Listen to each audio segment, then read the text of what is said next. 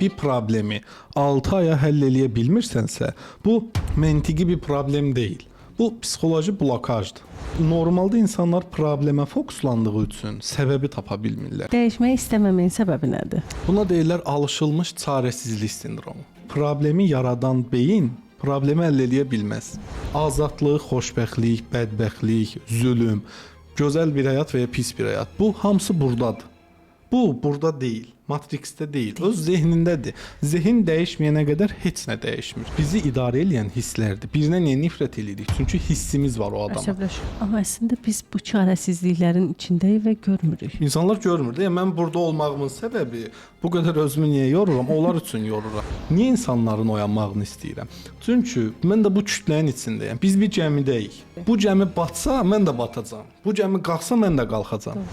Murad Quluzadə 1994-cü ildə Naxçıvan şəhərində anadan olub. Naxçıvan Dövlət Universitetində təhsil alıb. Təhsil aldığı müddətdə Almaniyanın Berlin və Hamburq universitetlərində praktikalarda olub. Əlavə olaraq İsveçrənin Cenevra təhsil mərkəzində praktik kurslardan keçmişdir. Murad Quluzadə gənc yaşlarında fəlsəfə, din, psixologiya sahəsində araşdırmalar aparmış və bir neçə dövlət mükafatının sahibidir. Hazırda psixoloji seanslar və təlimlər keçərək insanlara dəstək olur. Bir çox rayon və şəhərdə seminar və təlimlər keçirir. Dövlət sahəsində çalışır, subaydır.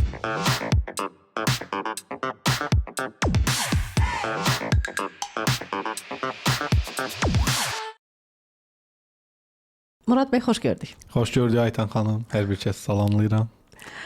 Mənə çox müraciət edirlər. Biz sizin verilişə baxdıq. Biz kimin yanına gedək? Mən adətən izləyicilərimə belə deyirəm ki, siz kimdən enerji almısınızsa, sizin şəfanız da elə ondadır.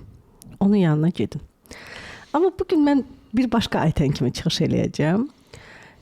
Belə deyim də, yəni biz sadə insanlar terapistlərin yanına niyə getməliyik? Misal, Aytan Muradın yanına nə üçün getsin? Aydındır. Çox maraqlı bir sualdır və ən aktual sualdır. Yəni bir insan düşünür ki, mən niyə gedim misal Muradın yanına? Bu mənə nə qatacaq? Burada faydalı nə var? Niyə getməliyəm? Bu tipli suallar yaranır ki, bizə də ünvanlayırlar. Çox doğru vurğuladınız. İzin verirsinizsə izah eləyim. Buyurun. Tam dürüst və açıq danışsam, belə bir məsələ var ki, insanlar həyatlarında daima nəyəsə qərar verirlər, hökm verirlər. Misal, arıqlayacam və ya çəki itirəcəm və ya sabahdan idmana başlayacam, münasibəti düzəldəcəm, ayrılacam, boşanacam, evlənəcəm. Və baxırsan ki, insanların 40 yaşı var, hələ də onları ailələri idarə edir. Bir qadındır, 20 ildə elə yenə də dözür yoldaşına və boşana bilmir. Amma onun üçün aktualdır bu mövzu.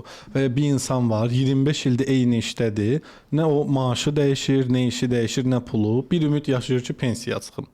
Bu insanlar artıq bir növ çarəsizlik sindromundadırlar. Yəni, olduqları durumun, hadisənin fərqində deyirlər. Əgər bir problemi 6 aya həll eləyə bilmirsənsə, bu məntiqi bir problem deyil. Bu psixoloji blokajdır. Yəni travmanın bizə yaratdığı döngüdür. Yəni belə alaq. Deyək ki, Aysel 2 dəfə evlənmək istəyir, bir dəfə nişanlanır, bir dəfə də ciddi bir partnyoru olur, amma alınmır. Hər dəfə kişi uzaqlaşır, soyuyur və yoxa çıxır. Aysel 2 dəfə eyni döngünü yaşayır və 3-cünü də yaşayacaq. Çünki onda psixoloji blokaj var, yəni travma vardı. Uşaqlıqda atası olub, ata olaraq, maddi olaraq olub. Amma emosional sevgi olaraq uzaqda duran, məsafəli biri olub. Ona görə ona yaxın gələn insanlar nə edir? Ona maddi olaraq hə evlənəcəm, var olacam deyir. Amma məsafə olaraq, sevgi olaraq uzaqda durub yoxa çıxırlar. Bu bir psixoloji blokajdır. Aysel o anda problemin səbəbini bilmir. O problemin özünə fokuslanır.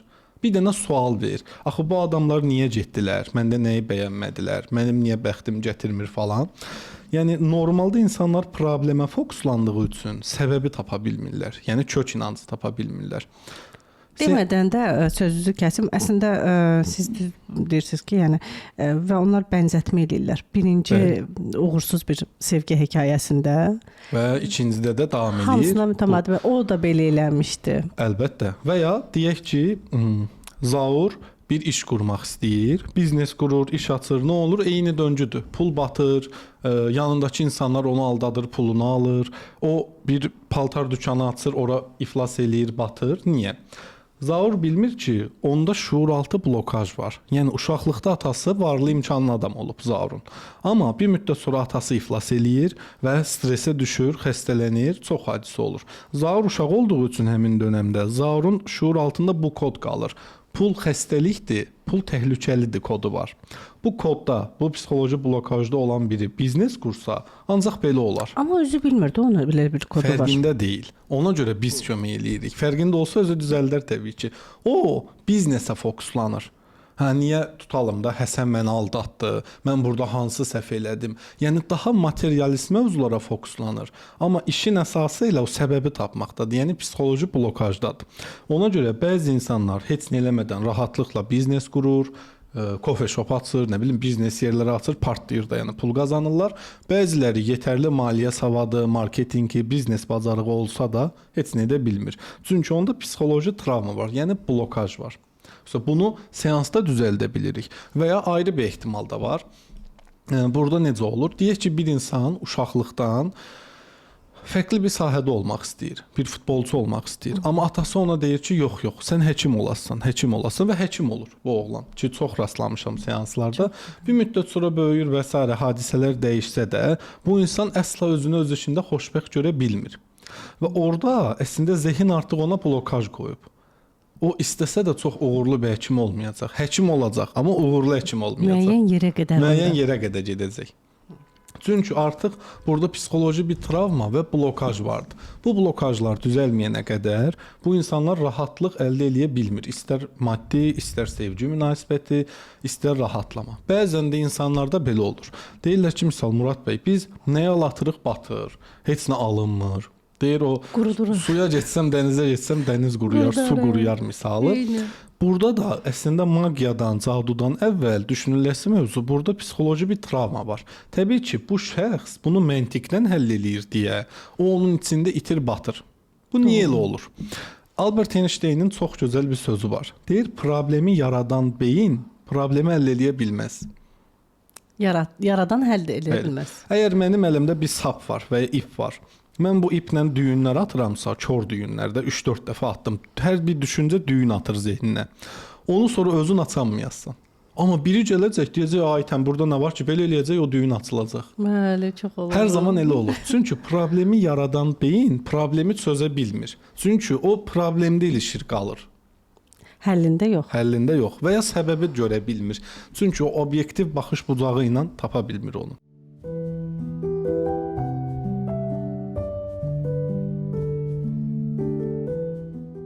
7 iyun tarixində Sağlam Həyat kollektivi ilə birgə təlimimiz olacaqdır.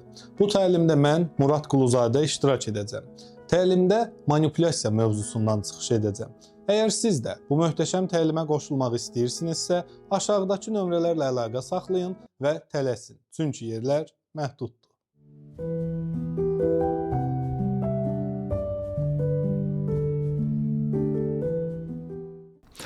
Onda belə çıxır ki, baxın, mən çox rastlaşıram, bizlərində işlədiyimiz partnyorlarda da var. Baxıram ki, bir çox insanlar, bir xanımdır, gözəl göyçək xanımdır. Mən kənardan baxanda hətta həsəd belə apara bilərəm. Amma o qədər şikayət edir ki, mən bəxtim heç gətirmir, məndə heç nə alınmır. Bir dəfə də ailə qurub ayrılıbdı, 2 övladı var. Kim yaxınlaşırsa, 2 aydan sonra hamısı eyni prosesdir, hamısı eyni məsələdir. Mən baxıram ki, əslində onun dediyi söz ümumilikdə bir çox adamdan eşitdiyim sözlərdir. Bəlkə heç onun həyatında o yoxdur, amma o ki sözləri eşidir başqalarından. O, yəni eyni sözləri deyirlər əslində. Bildiniz necə? Yəni heç bəlkə aidiyyatı yoxdur, amma o sözlə artıq o pis bir enerjiyə bağlamış olur məsələni. Əlbəttə. Yəni əslində burada olanların hamısı psixoloji blokajlardır. Əgər izləyicilərin zehnində sual varsa ki, misalda biz niyə gedək ki, misal Muradın yanına, o bizə nə qatacaq? Yəni buradakı proses o zehnindəki blokajı aradan qaldırmaqdır. Amma belə bir nüans da deyim. İnsanlar bəzən həyat çox sadədir əslində. Sizə bir sual verim. Sizcə həyat bizə zülm eləyir ya özümüzə zülm eləyirik? Məncə özümüzə. Həyat çox rahatdır. Biz özümüzə zülm eləyirik. Bəzən düzəlməkdən boyun qaçıraraq, inkişaf etməkdən qaçaraq və ya şəfalanmağa hazır olmayaraq. Niyə? Çünki insan dəyişmək istəyəndə, misal özümü götürürəm. Mən əgər aparsaz məni bir 10 il qabağa və o anda desələr ki, tutalım da, heç Murad deyil, nə bilim Əli var, Hikmət var, Həsən var. Bunun yanına gedəsən, bu səni düzəldəcək. İnanın mənə, mən fəhlə belə işləsəm həmin halda, deyək ki, gün olmana da fəhlə işləyirəm. Mən orada bütün pulumu yığıb yenə də ora gedərdim. Niyə? Əgər mənə biri fikirlərimi düzəldəcəyimi desə, pulu boş ver, mən canımı da verərdim ki, azad olum. Fikirdir, bəli. Mənim üçün ən önəmli şey beynimin o düşüncədən azad olmasıdır. Bəli. Yatanda o, duranda o, yemək yeyəndə o, su içəndə o, hər anında odur. O düşüncələr narahat eləyir. Burada illahım ki, biz terapistlərə müraciət etməliyik. Yəni evdə özümüz heç nə eləyə bilmərik. Evdə də eləyə bilərlər təbii ki. Eləyə bilənlər də var. Amma burada belə bir nüans var. Hər insanın algı dərəcəsi, öyrənmə dərəcəsi fərqlidir və hər insan da eləyə bilmir. Yəni psixoloqların, terapistlərin belə terapiyaya ehtiyacı olur. Olmaz ki, biz belə bir seanslar necə deyim, yayımlayaq ki, onlar baxsınlar və evdə eləsinlər. Onu da eləyərik inşallah bir müddət sonra, o da alınır. Hə, çünki yəni biz izləyici burada çox adamlar danışır da. Biz hər kəsi məcbur edirik ki, siz gəlin, bizim yanımıza gəlin. Hər kəs də əlbəttə ki, özünü daha individual hesab edir də. Yəni mən tamam başqa bir şey sunuram. Mən daha yaxşısı, mən daha yaxşısında. İzləyici də baxır ki, yəni əslində bir çoxsunun dediyi söz eynidir. Yenə bir məsələ qayıdır. Mən niyə gedim? Mən niyə gedim? Zaten mövzu odur və ona görə seçilib. Çünki buradakı məsələ odur ki, bir insanlar niyə seansa gedirlər? Buradakı əsas məsələ bir bölüşmək üçün, ikinci şəfalanma üçün. Sadəcə nüans belədir ki, misal siz dediyiniz bu metodları mən çox sınamışam. Yəni kütləvi tədbirlər, canlı yayınlarda insanlara açıq qapı günləri, seanslar. Bunu bir terapist fərdi halda eləyənməz. Heç kim eləyənməz. Yəni heç bir insan kütləvi halda kim bu qədər adamı fərdi seans eləyə bilər? Mümkün deyil. Bunu qrup halında da eləyəndə individual deyirdi, heç kim dərdini deyəmir. Doğru. Yəni ona görə bu bir paradigma yaranır. Bu istəsəz də istəməsəz də ömür boyu belə qalacaq. Burada ancaq fərdi çalışır. Ancaq fərdi olmalıdır. Niyə?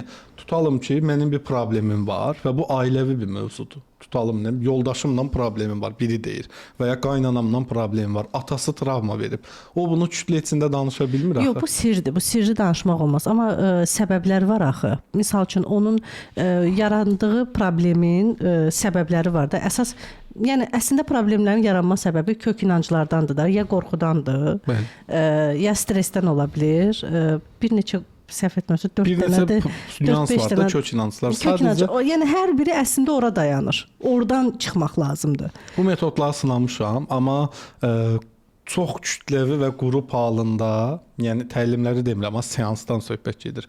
Çox kütləvi və qrup halında tam fayda vermir. Çünki bu hər kəsdə fərqlidir. Aha. Murad bəy, bir də bizə çox yazırlar. Maşallah olsun sizin videolarınızın altına şərhlər hədsiz çox gəlir. Ondan sonra bizim xanımımıza yazırlar ki, proses sizdə necə gedir? Məsələn, sizdən fərdi seans götürdük. Mən misal üçün, bizlə sizin aranızda proses necə gedir? Aydındır. Bu da maraqlı sualdır. Demək, ilk olaraq biz seansla başlayırıq, sizi tanıyırıq, öyrənirik doğum gününüzü, doğum saatınıza qədər öyrənirik. Yəni birinci sizin üçün doğum xəritəsi çıxarılır, astroloji xəritə, hədiyyə olaraq. Yəni normalda bunu heç seansa əlavə eləmirik də qiymətinə, hədiyyə olaraq olur. Orada bu doğum xəritəsi çıxarılandan sonra biz artıq baxırıq ki, sizin ruhunuzun missiyası nədir? Siz danışmadan hansı blokajlar var deyirik. Təsdiqlədinizsə, möhürlənir ki, bu adamda bunlar var. Ondan sonra başlayırıq seanslara.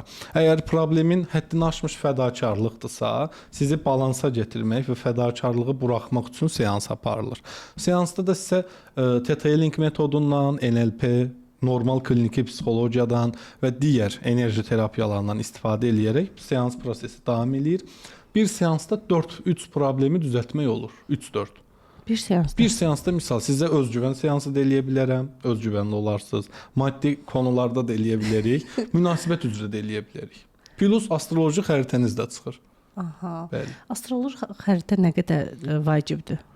Orada belədir ki, sizin ruhunuzun missiyasını öyrənmək, necə bir xarakterdə olduğunuz üçün, bir də illərlə döngüləri deyirik də astroloji. Keçən dəfə danışmışdıq axı. İllərlə döngülər. Misal 2026-ın hansı ay uğurludur sənə, nə vaxt nə olacaq? Nə zaman pul gələcək, bunları da deyirik deyə. Hər gələn insan bir də gələcəklə bağlı qayğılıdır.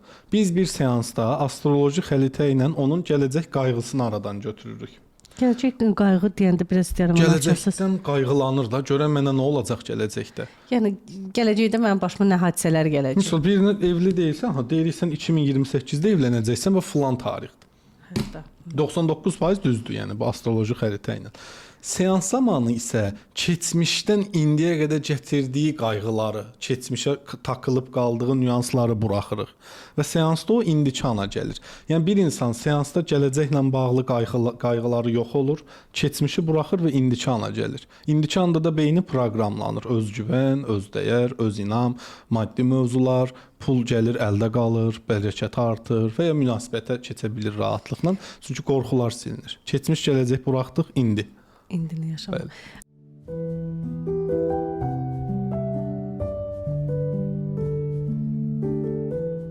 Çox dəyərli izləyicilərimiz, mən sizə çox təşəkkür edirəm izlədiyiniz üçün, kommentlər bildirdiyiniz üçün, kanalımıza abunə olduğunuz üçün. Amma biz aylıq statistikalara baxırıq. Aylıq statistikalarla heç də bizim rəqəmlərimiz düzgün gəlmir.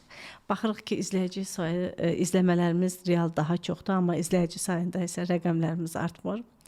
Rəqəmlərimizin artması isə birbaşa bizim gələn qonaqlarımıza, əməkdaşlarımızın çalışmasına, bizim özümüzün fəaliyyətimizin davam etməsinə təsir göstərəcək. Bu sizin üçün çox sadəcə bir düymə basması ola bilər, amma bizim üçün isə böyük bir əhəmiyyət kəsb edir. Hər birinizdən çox xahiş edirəm. Bizə dəstək olmaq üçün mütləq şəkildə kanalımıza abunə olun. Kommentlərinizi həmişəki kimi əsirgəməyin və bu yolda bizi tək qoymayın. Təşəkkür edirəm sizə.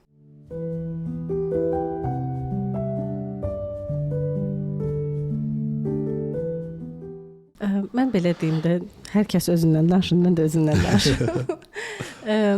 Mən bir valideyn kimi deyim ki, övladlarımdan nigaran oluram da istər-istəməz. Onlar hər dəfə böyüdükcə onların necə böyüdüyünü görürsən və həyat yolları sənə çox maraqlıdır, düşünürsən. Bu seanslarda bunu biz necə ala bilirik və yaxud da bu proses, məsəl üçün mən anayam, gəlmişəm, övladlarımla bağlı qayğılarım var da, onu necə tənzimlənə bilir? Çox maraqlı sualdır. Burada nüans belədir. Biz valideynlə çalışarkən, yəni ana ilə çalışırıq. Çünki DNT və əsas anadan ötürülür də bu sistemlər. Anaya seans eləyəndə uşaqda da düzəlir. Əgər anada özgüvənsizlik varsa, uşaqda da var. Əgər anada özünü ifadə edə bilməmək varsa, uşaqda da var. Əgər ana bacarıqlıdırsa, uşaq da bacarıqlıdır. Yəni dünyaya gəlmiş Einstein'dən Tesla'ya, Newton'a qədər kimi araşdırırsınız, araşdırın. Hətta liderləri. Onlara o bacarıqları atadan yox, anadan keçir. Ağıl, yəni bizim intellektual zəkamız anadan gələn genlərdir, xromosomlardır. Bizim bədənimiz, gücümüz, boyumuz, puxunumuz atadan gələn genlərdir. Hətta. Yəni insanın emosional davranışları, duyğusal olub olmaması və yaxud hadisələrə reaksiyası, lider ruhu anadan, digər şeylər fiziki də, yəni güc falan filan, boy puxun, bunlar atadan keçir. Ona görə bir çox dünya dinlərində önəmli olan anadır, ata deyil, ana qoludur. Çünki anadan ötürülür. Ana ilə çalışırsınız. Ana ilə çalışan kimi uşaq da düzəlir. Bu DNT-dir. Sistem belə işləyir. Onda tam olaraq qayğıları falan, yəni orada ana prosesi necə eləməlidir? Məsələn, buraxmalıdır, düşünməlidir. Məsələn, əgər siz kontrolcusuzsa, ilk öncə sizə təslimiyyətdə olmaq öyrədir. Məsələn, mən nigaranam da, belə deyim də sizə. Mən uşaqlarımın gələcəyindən nigaranam. Qısaca sizi vecsiz eləyirik də, belə deyim. Yəni vecsiz məsuliyyətiniz yox. Yəni hadisələrdə təslimiyyəti öyrənmiş şəxs. 2. Həddini aşmış fədakarlıq varsa özünüz və uşaqlar üçün, onu da buraxmalıyıq ki, siz bu qədər fədakar olsaz, qarşılığında dəyərsizlik görəcəksiniz. Çünki balansı pozdunuz. Qısaca harda balansı pozmusansa mütləq sıfıra gətiririk onu. Ondan sonra heç uşaqlara demirsən get oxu. Özləri oxuyur ki, sənə özlərini göstərsinlər ki, bax mən oxudum. O qədər. Bəli. Amma ana çox fədakardır. Bütün gün uşağın dalına düşürsə ki, gəl oxu, o uşaq oxumaz. Biz ananı qismən belə deyim də öz sevgi, öz dəyər yüklüyürük ki, uşaq ananın asılı olsun fikirlərindən. Lider anada olsun, komuta onda olsun. Adətən belə ailələrdə daha fərqli olur. Hətta mən sizə deyim ki, bəzi valideynlər var ki, deyək narsistdir də, ata ya da ana. Orada tam tərsidir. Yəni uşaq rəsmlər çəkir, çox oxuyur, 5 alır ki, bax ana, bax ata, mən oxuya bildim. Hə. Bilirsən niyə? O özünü ön plana qoyanmır axı, qarşıdakı tərəf çox ön plandadır. Doğru. O hansı zəif valideynlərdir ki, zəif nə mənada? Yəni özünü fəda eləyir, saçını süpürgə eləyir. Bu səfər o uşağın arxasınca qaçır. O deyir oxu, bu da oxumur. Oxuması üçün gərək uşaq ona tabe ola. Tabe olmaq da enerji iləndir. Gərək bu öz sevgi, öz dəyər ola, daha fərqli nüanslar ola ki, onu tabe eləyə bilər. Onda uşaqların özü sizə isbat eləmək üçün siz istədiyiniz hər şeyi eləyəcəklər. Çox maraqlıdır. Bəli. İndi mən sizə sual verim. Buyurun. Hə? Ancaq siz mənə verməyəsiniz. Əlbəttə ki. Sizə bir sual, həm də izləyicilərə bir sual. Çünki bu gün onları təmsil eləyirsiniz də millət Bəli, vəkili bəli. kimi, milləti təmsil eləyirsiniz Bəli. burada. Şərhlərdə gözləyirik. Siz də yazın cavablarınızı. Aha. Buyurun. Əgər həyatınız bu gün dayansa, bitdi. Və sizdən soruşsalar, desələr ki, sən həqiqətən öz həyatını mı yaşadın? Həqiqətən həyatı sən yaşadın, yoxsa müəyyən baskılarla, təzyiqlərlə falan filan da digərləri var. Öz həyatını net olaraq özün seçsin, özün yaşadın, yoxsa yox, hə ya da yox. Bir qismini hə, bir qismini yox. Bəli. Bax budur seansda insanların öyrətdiyimiz. İnsanların çoxu həyatını ya bilməyərək ümumiyyətlə özləri yaşamır. Bəziləri bilsələr belə də yaşaya bilmirlər. Yenə də ailənin, yoldaşın və ya müəyyən kütlənin təsiri altındadır. Yəni biz bir döngüdəyik də Murad. Bir döngüdəyik. Bugün mən sizlə burada əyləşmişəm, deyim ki, bir aparıcı olaraq. Digər tərəfdə mən bir anayam, digər tərəfdə belə deyim rəhbərəm. Axı mənim bir neçə simam var. Bəli, bir neçə siman var. Bizim məsələmiz sizə ruhsal olaraq o azadlığı verməkdir. Murad deyəndə ki, sən həyatı yaşadın, deyəcəksən ki, hər saniyəsini və hər saniyəsinə dəyərdir. Bax, seanslardan çıxan adamlar bu sözləri deyir. Hər saniyəsinə dəyərdir. Desəm ki, həyatı necə yaşadın, deyəsən çox gözəl və yaxşı ki yaşadım, pisləri ilə, yaxşıları ilə. Hər saniyəsinə dəyərdir. Niyə? Çünki kaderi qəbul eləyəsən, təslimiyyətdə olasan, artıq yaradıcı sistemdən dirənmək yerinə, təzyiq göstərmək yerinə axışa düşəcəksən. Ona görə ondan sonra başına gələn pis hadisələri belə deyəsən ki, olsun çox gözəl idi. Hətta onların belə hər saniyəsinə dəyərdi. Yaxşı ki yaşadım. Təslimiyyətə keçək. Təslimiyyət. Təslimiyyətə keçək. Onda İkinci sualı verin. belə başa düşdüm ki, mən təslimiyyətdə deyildim. Əgər o bilincdə deyilsənsə deyilsən. Tamam. Aha. 2. Sualımız çoxdur orada. Yox, 2-3 sualdır. Buyurun. Bu da çox önəmli və düşündürücü sualdır. Niyə eyni ağrı fərqli insanlarla bizim həyatımıza yenidən qayıdır? Eyni ağrını yaşayırsan. Misal, əgər bu gün Aytən xanım dəyər verir, qarşılığında dəyərsizlik görürsə, bu eyni ağrını fərqli adamlar sənə yaşadır. Amma yenə də yaşayırsan. Səncə niyə? Sual. Açıq belə bir şey yaşamamışam baxın belə. Məsələn, dəyərsizlik olmaya bilər, ayrı bir döngü ola bilər də. Nüans dedim. Fikrə getdim açığı. Məsələn, hansı ağrını dəfələrlə yaşayırsınız, amma fərqli insanlar yaşadır. Xəyal qırıqlığı, məyusluq, dəyərsizlik, günahlandırılma, bir çox proses ola bilər burada. Çarəsiz qalma. Həqiqətən ağlıma gəlmir. Gəlmir. Həqiqətən. Bax. Həqiqətən deyirəm. Məsələn, sual etdiklərim əvvəl var idi. Niyə dediklərim var idi. Amma bu dəqiqə hansısa bir döngünü, misal üçün rəfiqələrimlə çox yaxşı, hər şey yaxşı qaydasında. Bəlkə də indi şəfalanmısınız deyə belədir. Çünki mütəmadi seanslar alırsınız suallarım deyə. çox idi. Seanslar arasında oturub beyninizə. Hə, amma həqiqətən indi yox. Birinci sual gördünüz, cavabım var verdim. Ola bilər ki, əvvəl yaşayırdınız o döngünü. Əvvəl yaşamışam, doğru. Əvvəl məsəl bir döngü deyin də, əvvəllər yaşadınız. Əvvəl iş sferasında olubdu bu döngü, hörmətsizlik. Aha. Bu döngü nə uşaqlıqdan gəlir də. Aha. Yəni dəyərin bilinməyib də iş üçün efor sərf eləyirsən, amma ortada səni görən yox. Tutalım bu olub universitetdə, məktəbdə, kolleqada belə davam eləyib. Bax bu döngünü qırmaq lazımdır. Bax bir dənə Aytənin o döngünü qırması neçə il çəkdi?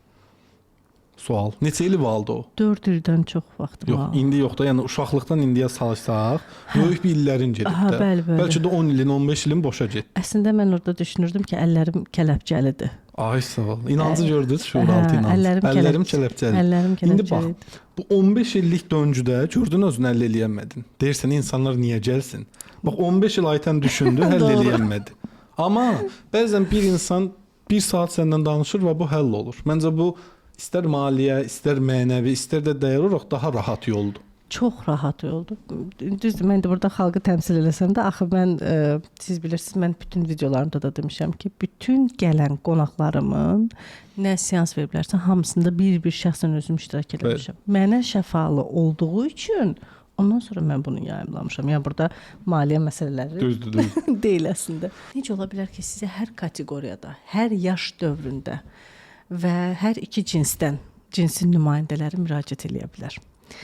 Bu bizdə çox da müşahidə olunmur. Bizdə digər terapistlərdə müraciət edənlərin yaşları bölünür. Kateqoriyalar mütləq ki, əksəriyyəti xanımlar olur. Amma sizdə bu belə deyil. Burada yəni hər kütləyə necə ithaf eləyə bilmisiniz? Mənə o maraqlıdır ki, yəni hər kəs şəfasını götürə bilər. Necə oldu bu? Bəli, kişilər, qadınlar, yaşlı Fərq insanlar, etmir yəni. gənclər, yeniyetmələr, hər kəs qoşulur seansa. Yəni vəzifəyə qədər belə, yəni Bəli. həqiqətən fəaliyyətindən tutmuş, deyim ki, yüksək dövlət rütbəli şəxslərə qədər mən bilirəm ki, müraciətlər var. Bəli. Buradakı Sirri nədir? nüans odur ki, o atalar deməli deyirlər, uşaqdan uşaqdır, böyüklə böyükdür. Burada insanları məncə ən önəmli şey bir qarşındakı insanı anlama dərəcəsidir. Yəni bu necə olur? Bunun üçün bir şəfaciyə lazım olan proseslər lazımdır. Bir hökmsüzlükdür. Mən əsla hökm vermirəm. Aydındır. Hökmsüzlük nədir? Deyək siz Muradı dinləyirsiniz və Murad danışa-danışa öz zehnində hökm verirsən. Murad belə biridir, yaxşı oğlandır, pis oğlandır, varlıdır, kasıbdır. Mən hökm vermirəm qətiyyən. Çünki qarşı tərəfin şuur altını ortaya açmayana qədər hökm vermək mənasızdır. Bu illüziya olacaq, ortada olan illüziya. Bir hökmsüzlükdür. 2, qarşı tərəfi dinləyəndə ən önəmli şey onun danışdıqları deyil. Onun danışdıqlarındakı səbəblərdir. Onu nə vadar elədi ki, bu cinayətkar oldu? Bunu nə vadar elədi ki, bu boşanır? O boşanmadan danışır və yoldaşının ona pis davranmasından. O onu danışanda mən düşünürəm ki, görən uşaqlıqda nə danışırdı ki, nə oldu ki, bu oğlanı tapdı, bu qız. Bununla evləndi. Yəni o ayrı bir şey danışır. Mən əslində onun səbəbini axtarım o anda və hökmsüz şəkildə. 3-cü yargılamamaqdır. Yəni qarşımdakı insanı yönləndirmə və yargılama yoxdur. Niyə?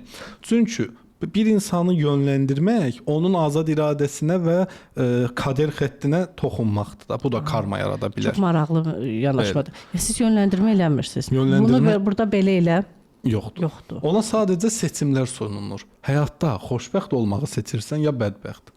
O seçimlərə uyğun öz trayektoriyasını çizir o anda. Nəyi seçəcəyinə doğru.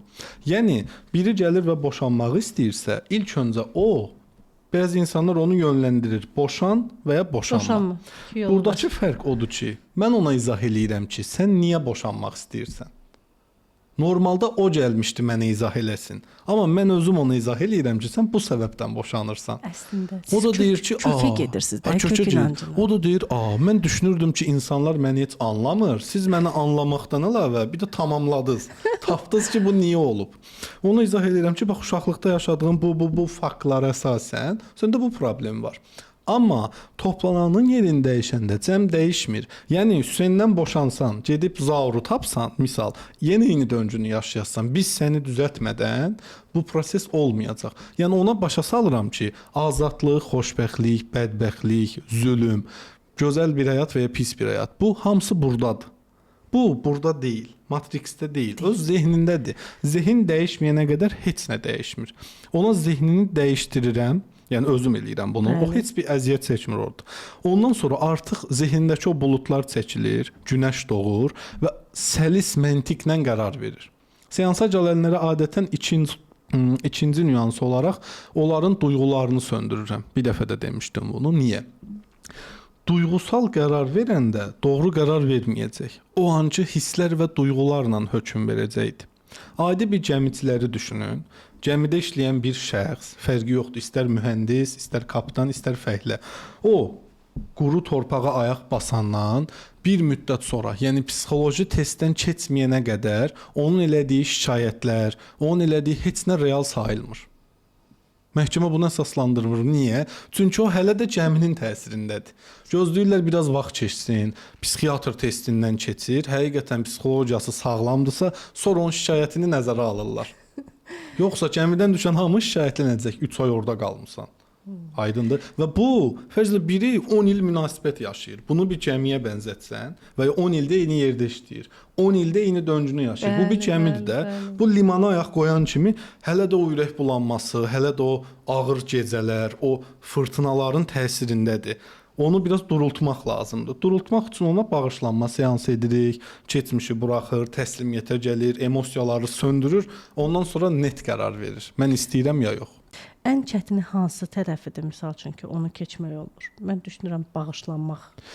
Bağışlama üzrə də əziyyət çəkənlər var, amma bizim əlimizdə 5 dəqiqəlikdir bağışlatmaq çox rahatdır bunu eləmək. Bu necə bax Murad bəy? Çünki aydındır. Yəni necə ola bilər ki, mən düşmən olduğum illərlə biriyim. yığıb axı, bax illəri yığıbdı da. Məsələn, Burada- mənim atam sözünüzü bandan kəsim. Mənim atam 75 yaşındadır. Uşaq vaxtında olan bir hadisəni ondan sonraki dönəmlərdə belə hamısını bir-bir danışır. Mən deyirəm papa biz 2026-cı ildəyik. O isə o vaxt olub. Yəni o hələ də onu keçə bilmir. Hər əsəbində, hər qəzəbində onu vurğulayır. Gətirir çıxardır bu yerə və bu bizim tək ailədə deyil. Mən sizi inandırım ki, yaşı bir belə deyim də sizə 60-dan yuxarı olan əksəriyyətinin valideynlərində, ətrafında, qohumlarında bu hərəkətlər, bu xasiyyətlər müşahidə olunur. Onlar bağışlayıb və keçə bilmirlər. O yaş üçün bunu bağışlayıb keçmək nə qədər vaxtınızı alır və bu proses necə gedir? Aydındır. Bağışlama seanslardakı ilk mərhələdir. Mütləq bağışlayırıq. Bağışlama 1 saatlıq seansın 5 dəqiqəsini alır hardasa. Niyə? Bizim seansda psixoloji seansdan əlavə enerji yükləmələri vardır. Yəni var olan hər şeyin yaradanından, ilahidən şəfa və bağışlanma enerjisi yüklənir. Bu enerji yükləndiyi üçün qarşı tərəfə deyirik bunu bağışladın, deyir hə. Yəni mən atanıza enerji yükləsəm, fərqi yoxdur. Kim olur olsun.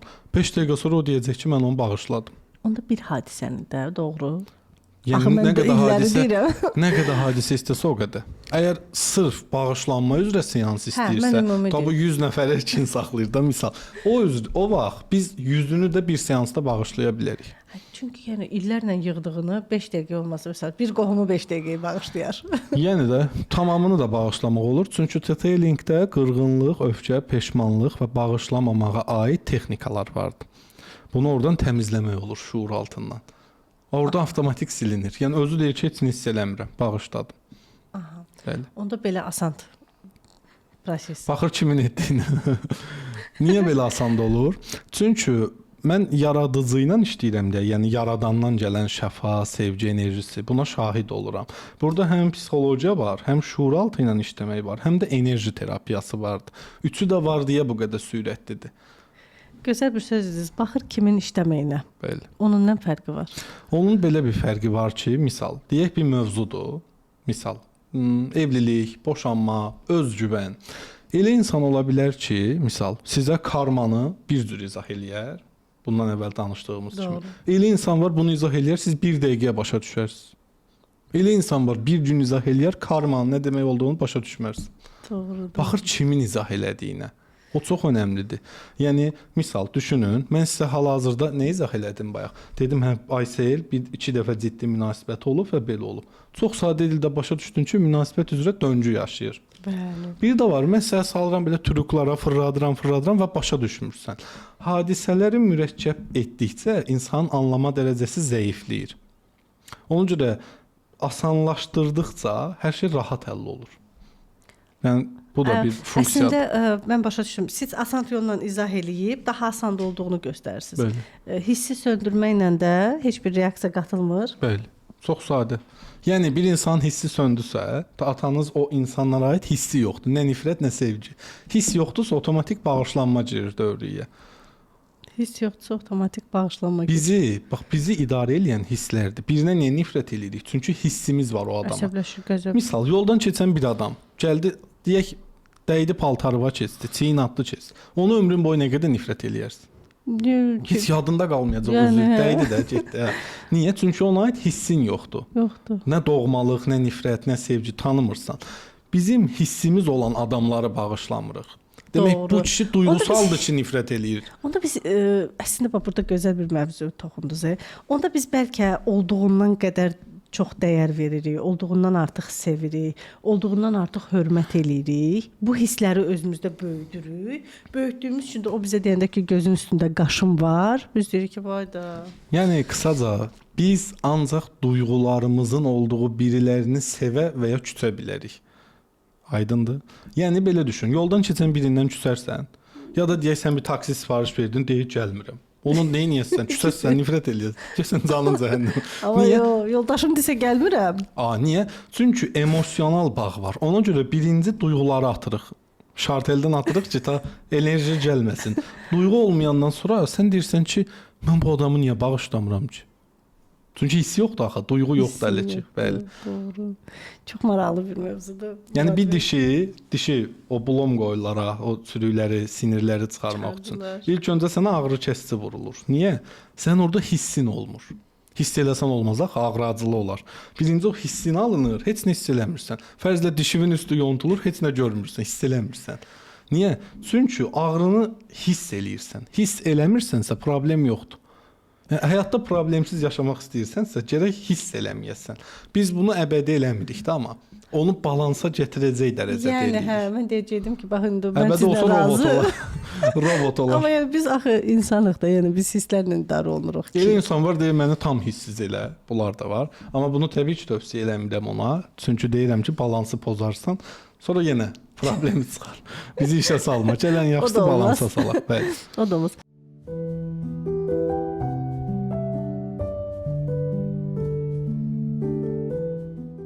7 iyun tarixində Sağlam Həyat kollektivi ilə birgə təlimimiz olacaqdır. Bu təlimdə mən Murad Quluzadə iştirak edəcəm. Təlimdə manipulyasiya mövzusundan çıxış edəcəm. Əgər siz də bu möhtəşəm təlimə qoşulmaq istəyirsinizsə, aşağıdakı nömrələrlə əlaqə saxlayın və tələsin. Çünki yerlər məhduddur.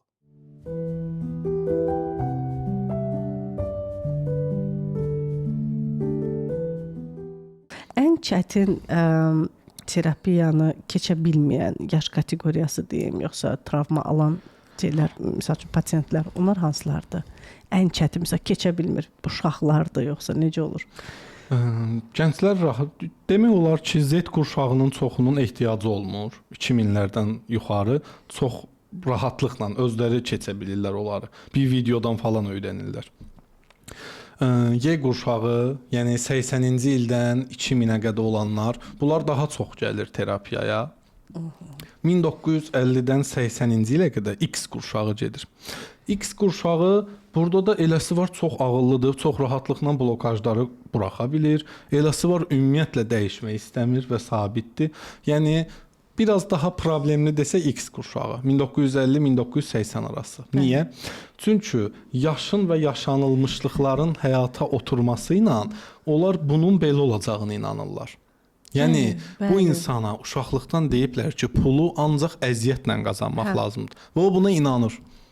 O deyir ki, bu paradigman budur, həyat budur. İndi bunu inandığı üçün o dəyişməyə təşəbbüs eləmir. Yəni gəlib otursa desə dəyişəcəm, asandır. Sadəcə onun çətini ora gələnə qədər deyən, gəlmək istəmir. Doğru. Amma 80-2000-ci il arası olanlar bunlar dəyişmək istəyir. Niyə? Yeni dünyanı görürlər, bahalı maşınları, həyatı, Amerikanı, Kanadanı, Yaponiyanı. Deyirlər, fərqli bir həyat var. Aydın, yəni Sovyet ideologiyasında deyirlər də. Ona görə onlar daha çox dəyişməyə can atır. Yeni generasiyada Z qurşağı. Bunlar zaten dəyişikliyin və texnologiyanın içindədir. Onlar onsuz da açıqdır o fikrə. Yəni belə düşünün. Gənclər arasında sorğu aparsaz, onundan 7-si bilir ki, meditasiya nədir. Meditation falan deyəcəklər sənə, bilinçaltı falan. 80-ci ildən 2000-ə qədərin 50% bilir. 1950-dən 80-ə qədər olanların 10-20% bilir. Aha. Niyə? Çünki orada qəlibləşmə var, düşdükləri müharibə dövrləri var, olduğu həyat şəraitləri var. Yəni bu da regiondan regiona fərq verir. Amma məsəl Türkiyədə elə deyil. Mən İstanbulda da seanslar aparıram. Orada çox fərqlidir. Məsəl orada 1950-dən 70-ə qədər də 50%dir dəyişmək istəyən. Bunu üzə Amerikaya aparsaq daha çoxdur, 90%-ə qalxır. Hətta onlar lap çox istəyir. Gəncləşsinlər, həyat eşqləri artsın, özgüvənli olsunlar. O coğrafiyadan coğrafiyaya aiddir. Bizdə sadəcə bir də coğrafi olaraq inanclar yüklənir axı. biz coğrafi olaraq bir də Bir mental inanclar mental var. inanclarımız Misal, çoxdur. deyək siz 50 yaşına çatandan sonra deyək siz cancıq uşaqları yerbəyer eləyim və ya nə inanclar qalacaq? Əşi nə edirəm ta evlənməyi. Belə inanırlar da, yəni. Məsələn deyək yoldaşı rəhmətə gedib. Deyir niyə evlənim ki? Bu adam istəyi yoxdur deyə terapiya da almaz ki. Gərək bir insanın bir istəyi ola. Yəni mən deyim niyə maşın alım? Gərək məndə bir maşın sürmək istəyi ola da. Terapiyada elə bir şeydir. Bu bir də belə bir nüans var da. Əslində terapiya almaq lap əvvələ getsək, bir 20 il qabağa Bakını düşünün və dünya ölkələrini. Kinolarda falan görmüsünüz də. Bu lüks bir segment üçün idi əslində. Bəli. Yəni sıravi adamlar gedirdi molla yanına, falçı yanına, ayətəl kürsatı fırladıb içidirdilər belə. Yəni bu loru dildə deyim də. Suları oxuyurdular və Yəni də bu elə bir ki normal təbəqə üçün idi. Amma psixoloq, terapistlər belə ən bahalı, elit adamlar üçün idi. Necə əvvəllər taksiyə bahalı adamlar Bəli, minirdi. bəli, İndi 2-3 sonra- manat olub hamı minir. Bəli. Bu sahə də elədir. Yəni əvvəl maksimum elit bir sistem üçün idi. Niyə? Aytən xanım fikirləşirdi ki, mən dərdimi Murada deyim və onunla bölüşüm, yön göstərsin. Niyə? Gedib bir rəfiqəmə desəm qeybət olacaq.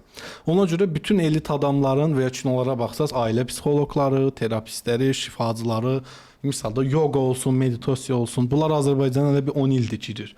Amma məsələn Amerika filmlərinə baxsan görürsən 1970-də cəmaət oteldə meditasiya eləyir, yoga eləyir və s. Yəni burada coğrafiyanın da təsiri var. mən sizlə tamamilə razıyam. Çünki mən öz valideynlərimdə müşahidə edirəm. Və əslində coğrafiyamızın taleyi ilə bir növdə olsun belə razılaşmıram. Çünki artıq onlar ata övladı oldu, evləndirdi, nəvəsi oldu, bağça apar gətir. Yaş məhdudiyyəti də elədi ki, sən heç yerdə işləyə bilməzsən, belə deyim də. Bəs bu insan neynəsin? Bizimkilər adətən düşünür ki, "Vəsə, yəqin ki, hər şey bitdi, artıq ölüm vaxtıdır." Həyat enerjisi də sönür də. Bəli, əlbəttə. bəli, həyat enerjiləri sönür və onlar əslində heç nə ilə adaptasiya ola bilmirlər və biz onları cəmiyyətə qaytara bilmirik. Yaralı bir mövzudur əslində. Məsələn yaralı, yəni bunu demək istəyirdim. Bəzi insanlar var ki, onlar istəyir valideynləri xoşbəxt olsun. Aydındır. Bəlkə də bu adamlar milyonerdir, çoxlu pulları var. Amma anası və atası onu düşünmür axı. Ona gəlib desən, "Əşi bizi boş ver, biz də yaşadığımızı yaşamışıq." Bu sözü deyirlər. Sən özünə bax. Və bu adamlar elə bütün gün evdə oturur, parka gedir ya da münaqişələrə qarışırlar. Bekarçılıqdan problem Bəli, yaradırlar. Bunu məsəl əgər övladı və ya həmin adamın özü istəyirsə ki, bu adam düzəlsin, məsəl gətirir deyir ki, "Ay Murad müəllim, bu istəyirəm mənim atamın həyat eşqi artsın." Hə biz bu insanla, bu kişi ilə danışırıq, uzlaşırıq, onun məntiqinə, onun inanclarına uyğun davranırıq da, öz inanclarımızı Çünki, aşılamırıq, bəli. O məntiqə uyğun onda həyat eşqi artır. Bir də baxırsan deyir artıq mən çox olub elə danışıram, zəng vururam ki, bəs Murad müəllim mən belə İstanbuldayam, mən Moskvadayam. Həyat eşqləri artır, artıq gəzirlər, təbiəti sevirlər. Elələri var, məsələn öyrətmişəm onlara. Çıxırlar ayaq yalın torpaqda gəzirlər ki, kök sakramı aktivləşdirirəm. Yaşlı insanlardır, 60-70 yaşında, bəli. Həyat eşqləri artır. Əslində onların da çox ehtiyacı var. Sadəcə elə bir inanc vardı ki, onlar deyir ki, "Vəsə biz yəni pensiya yaşına çatdıq, qutarda, bizi burax. Biz Xalostoyda gedək də nə etirazda, Bəli, hara bəli. gedərik, Axı boş ver." övladlar da əziyyət çəkir də. Yəni mən məsələn övladam, mən valideynlərim üçün nigaranam. Və Belə bunu deyim sizə. övladları da bu mənəvi borcu eləyə bilmirlər axı. Çünki özləri də sağlam deyil təməl olaraq. Bunu maddiyyatla örtməyə çalışır. Aparır ata-anasına pul verir, hədiyyə alır, nə bilim qızıl alır, 8 martda gül alır, o deyil. Onun birinci psixoloji, ruhi rahatlanmağa ehtiyacı var ki, o dadını çıxara bilsin də. Doğru. O hələ də nigarandır. Uşağıma nəsə olar, burdan buna belə olar, hələ də kontrolda tutur. Gərək onlar da azad olsun. Sonra Razıyam. etap keçirik. Mən Yəni. buradan qeyd etmək istəyirəm ki, əslində mən anamı da, atamı da terapevtlərin yanına aparmışam. Psixoloq yanına da aparmışam, yoga da aparmışam. Qaynam özü də maşallah olsun aktiv yoga ilə məşğuldur. Aparmışam. Aparanda belə mən xeyrini görmüşəm. Yəni onlara gedəndə əslində dalaşa-dalaşa gedirdilər mənlə. Bu nəyə lazımdır? Sən artıq pul xərcləyirsən, artıq pul xərcləməyə gedən. Bizdə hər şey yaxşıdır, get özünə xərclə gedən o pulu. Mən onları aparmışam və aparanda bir neçə müddətdən sonra xeyirlərini görmüşəm. ki deyirlər, hə, yaxşı oldu. O uşaq nə idi deyirdi, xoşum gəldi deyirdi. Mən buradan tövsiyə edirəm həqiqətən gənclər, bizim kimi gənclərə əziyyət çəkirsinizsə valideynlərinizin bu cür məsələlərində mütləq şəkildə terapeutlərə müraciət edin. Murad bəy çox gözəl vurğuladı ki, hərənin öz dilində. Hərənin öz dili var. Uşaqla uşaq, böyüklə böyük. Hə. Ona Sovet psixologiyasında seans eləyirik. Bəli, bəli. Və öz inancları ilə eləyirik. Sonra da dostlaşırıq zaten. Özləri təlimlərə qoşulurlar. Eləsi var şəfaçı olur. Detailing təlimlərinə qoşulur. Hətta. Çox olur belə. Bəli. Yəni ona görə müəyyən aktivitetlər edirik. Yəni o insanlar da qoşulurlar. Və onu nəzərinizə çatdırım ki, burada qəliz və ya ağrılı heç nə yoxdur. Məsəl mən özüm də bu Suravi mən də Azərbaycanda böyümüş adamam da, hamı kimi. Bəlkə elə hamıdan aşağı elə deyərdim. Yox, deməz. Hə. Yəni mən də öz üzərimdə çalışdıqca başlayırdım kitablar almağa. Mənim həyatım boyu ən önəmli yatırımlarım hər zaman özümü inkişaf elətdirmək olub. Çünki belə bir qanun var. Necə Murphy qanunu var, bir şey tərs gedəcəksə mütləq tərs gedir. Doğru. Problemi həll etməyin ən yaxşı yolu bir problemi yazmaqdır. Doğru. 50% həll olur. Bir də belə bir qanun var. Buradakı nüans odur ki, bilgiyə və özünə olan yatırım sənə daha çox pul gətirir. Bunu unutma. Yəni Murad yatırımı gedib ayrı bir şey eləsəydi, o Murada 10 manat qazandıracaqdı. Murad yatırımı özünə eləyib, Murad indiki Murad olub. Və bu insanlar başa düşmür ki, keçən dəfə danışıram, danışır qız deyir, tanışdı da, yəni eyni ortamdayıq məclisdə. Deyir, Murad bəy, mən sənin yanına gəldiyimi, gedərəm restoranda 50 manata, 100 manata yeyərəm, içərəm. Deyirəm, sonra nə olacaq? Onsuz da yeyib bitirsən də sənin beynin algılanmır ki, bu pendir yedi yoxsa kebab yedi. Aydındır.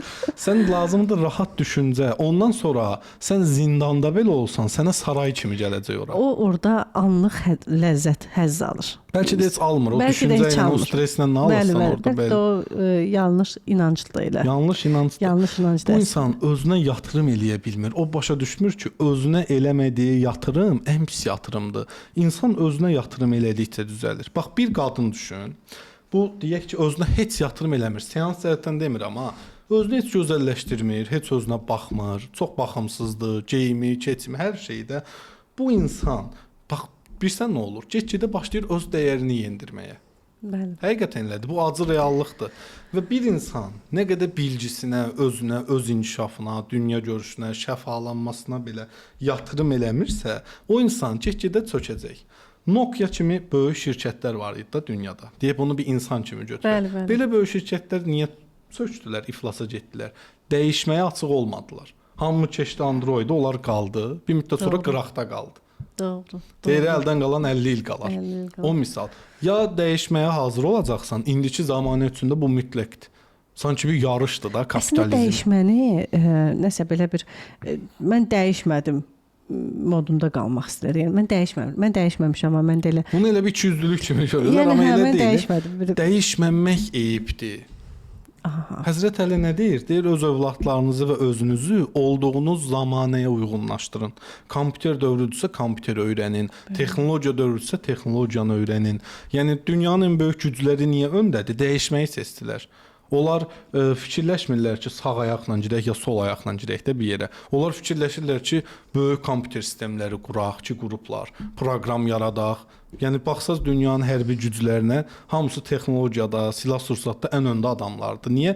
Dəyişməyə çox öncədən başlayıblar. Yaponiyanın öz, Amerika, böyük ölkələrdən söhbət eləsək, yəni dəyişmək bir avantajdır. İnsanlar, yəni bu söhbətin məğzi insanlar seansda dəyişir, belə deyək. Yaxşı, dəyişməyi istəməməyin səbəbi nədir? Dəyişmək istəməmək, onlar buna deyirlər alışılmış çarəsizlik sindromu. Bir balaca fili uşaqlıqda mismarlayırlar yerə, o təzə olanda qaçanmır axı, gücü çatmır. Böyüyür, 4-5 tonluq fil olur da, yəni çox ağır bir fildir. O qədər alışıb onu dartıb çıxmır ki, əslində indi dartsa çıxacaq o mismar. Sadəcə cəhd belə eləmir. Buna deyirlər alışılmış çarəsizlik. At var ha, at. Atı hər zaman iplə bağlayırlar ağaca. Aha. İp olmasın. Əlvi at atın belə boynuna, ip yox da, xəyali olaraq belə fırlat, bura bağla. O deyəcək ki, iplə bağladın.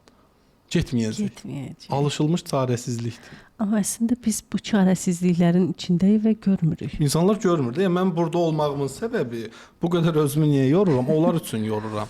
Yəni o deyir əyri oturub düz danışmaq. Buradakı məsələ odur ki, insanlara bu Nəsimidən tutun, indiyə qədər olan bütün videoları nəzərə alsaq, Bəli. bunların hər biri onların maariflənməsi üçündür. Mən onsuz da o mövzuları bilirəm də, özümü maarifləndirmirəm. Və yaxud bunun mənə elə bir faydası da yoxdur. Yəni mən həqiqətən bunu fədakarcasına eləmək istəyirəm. Niyə insanların oyanmağını istəyirəm? Çünki mən də bu kütlənin içindəyəm. Biz bir gəmidəyik. Aydındır? Bəli. Bu gəmi batsa, mən də batacağam. Bu gəmi qalxsa, mən də qalxacağam. Doğru. Bunu bu psixologiyaya keçid eləsək, hər şey düzələcək. Murad bəy, mən dünən bir görüşdəydim. Sizdən yaxşı olmasın, bir bəylə görüşdəydim. İnşallah gələn aylarda o da bizim verilişimizdə olacaq. Mən ona bildirdim ki, mən bir Azərbaycanda dünyaya gəldiyim üçün mən Azərbaycan üçün nəsə etmək istəyirəm.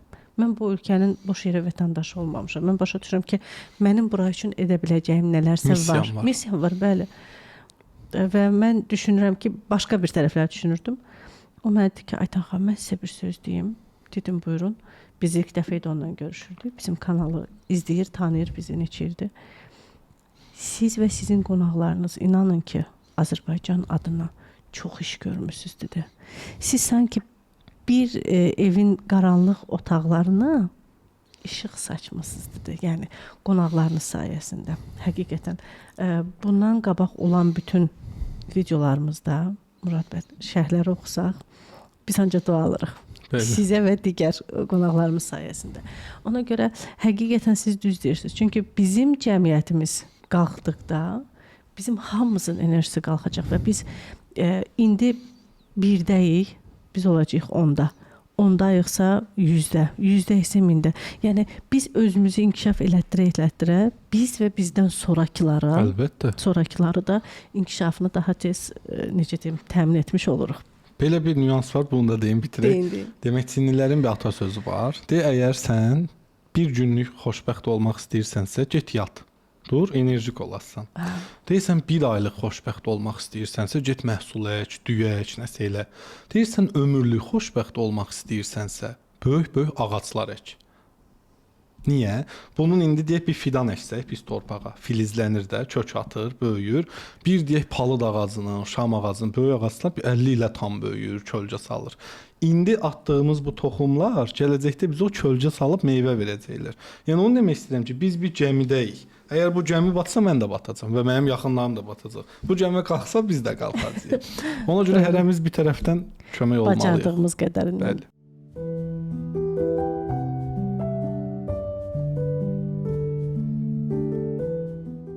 Murad bəy, mən sizə minnətdaram. Həqiqətən.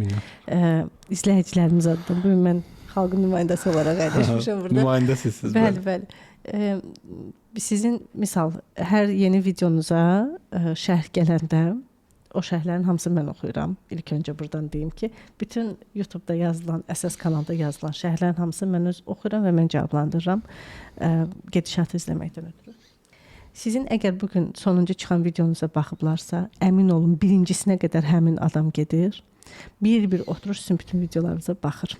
Nə gözəl. Baxır, orada kanala abunə yazırlar. Biz kanala abunə də olduq, qeyd edirlər. Və orada öz sözlərini yazırlar. Əmin olun ki, aldığımız şərhlərin %99,9-u ancaq duadır. Duadır. Nə yaxşı baxdım. Murad bəy, nə yaxşı baxdım. Ona görə mən sizə minnətdaram. Daha sonra da izləyicilərimizə minnətdaram. Sizə gəldiyiniz üçün, sizə isə izlədiyiniz üçün var olun. Çox təşəkkür edirəm sizə. Siz sağ olun. Allah razı olsun. Çox sağ olun. Minnətdaram. Sağ olun.